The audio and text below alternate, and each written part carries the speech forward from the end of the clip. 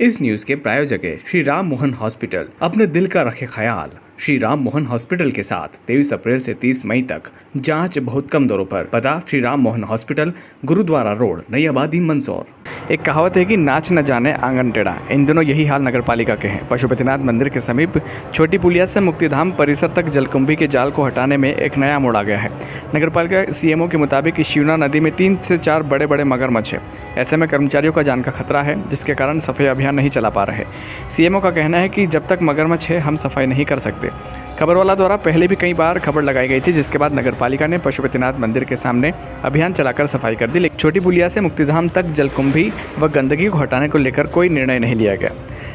Late लतीफ़ी के चलते नदी में जली जंतु दम तोड़ रहे हैं। सीएमओ सुधीर कुमार सिंह ने बताया कि जलकुंभी हर साल की समस्या हो गई है।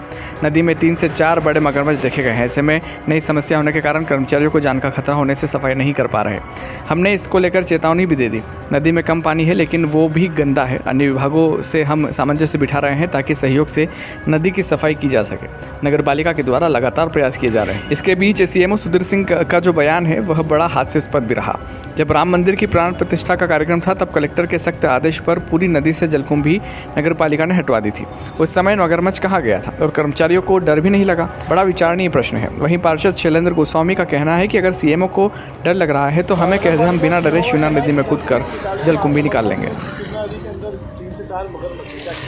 मेरा ये आपके माध्यम से सीएमओ साहब की जो बात उन्होंने कही है कि यहाँ 3-4 मगरमच्छ है, इस वजह से यहाँ पे जलकुंभी निकालने में असमर्थ है। तो ना तो यहाँ कोई सूचना बोर्ड लगा हुआ, ना कोई ऐसी व्यवस्था कर रही कि नगर पालिका द्वारा के यहाँ मगरमच्छ है, कोई ऐसी सूचना लगी हुई नहीं। अब पूर्व में जब नदी खाली हुई थी उस समय मगरमच्छ दिखे थे, उसके बाद अभी तक मगरमच्छ किसी को दिखाई नहीं दिए।